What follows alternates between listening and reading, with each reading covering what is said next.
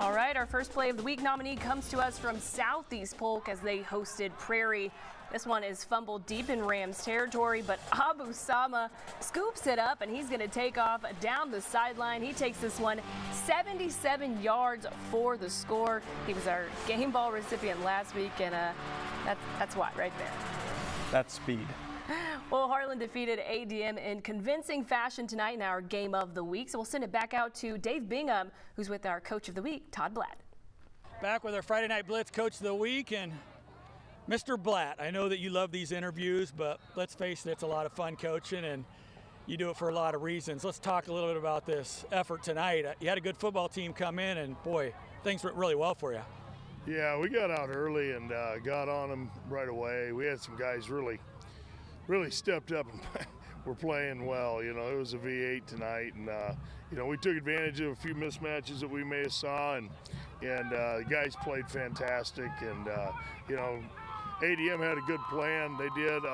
We were just able to capitalize on some big moments and get some big plays out there.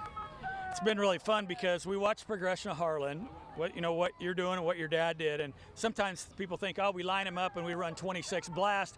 Really a tribute to you finding your personnel and whatever the team is. Even in the 80s and early 2000s, if you were a throwing team, you threw it. If you were going to Brett cruise them and pound the heck out of it, you did that. You got skilled kids, you figured that out, and you probably can pound it if you like to.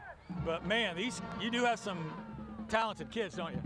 Yeah, I think you got to find what these guys are good at, and I think for the most part we got them in the right spots. You know, Cade Sears had a real big night tonight. He really showed off some of his athleticism.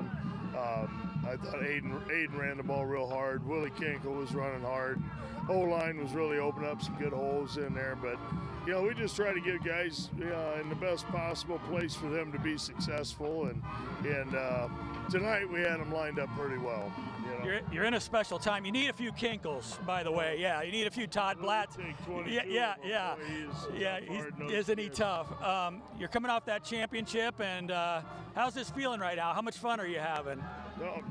Well, yeah, you get to have fun for such a short amount of time. You know, we'll have fun, and then we'll go look at who we're going next week. We got to go to Creston and get ready for them. But yeah, we'll enjoy it for the night. But you know, it's always getting back to the grindstone and looking ahead. So that's what we'll get to her tonight. Well, we're glad Dome Dynasty came into town, and the Friday Night Blitz. We do it for people like this that put a lot of work into kids. That's going to do it for our Coach of the Week. Thanks, Coach. Yep. Back to the studio. Oh, Mount Air taking on Earlham. Mount Air strikes first. Jackson Frost passes to Braden Pearson for the touchdown. Now Frost drops back again and finds Drew Ellen wide open. No one near him. He scores.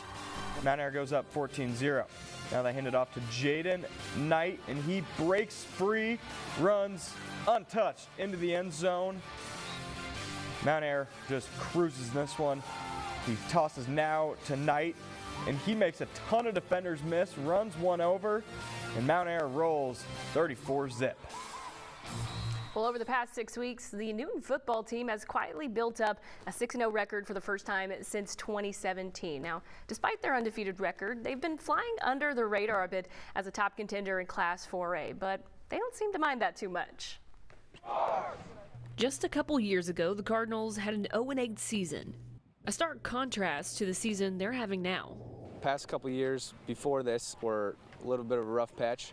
There's a lot of guys who, you know, battled injuries. Team overall battled some tougher times, so it's been super cool to just see the hard work pay dividends.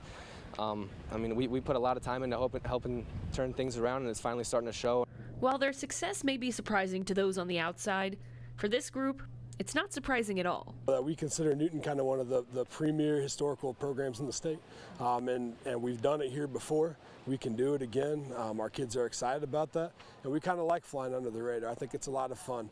Playing with that chip on their shoulder has given the team an extra edge. We knew that people didn't expect much out of us, but we expected a lot of ourselves.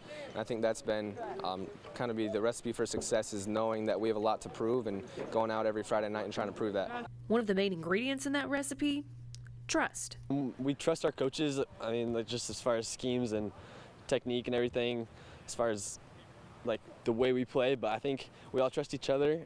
We love each other and we play for each other, so there's not really a whole lot more than that. It may have taken some time and growing pains along the way, but through that, the Cardinals have been able to turn the promise and potential that's always been there into wins.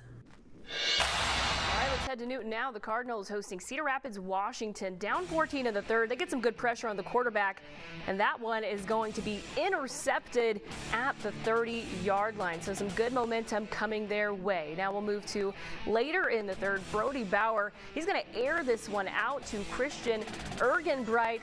He's going to haul this one in. A great catch there on the sidelines. He stays in bounds for the big pickup. Now still down 14. The Cardinals defense getting yet another turnover. They get to the fumble in the backfield, and it's Brian Hernandez that jumps on it.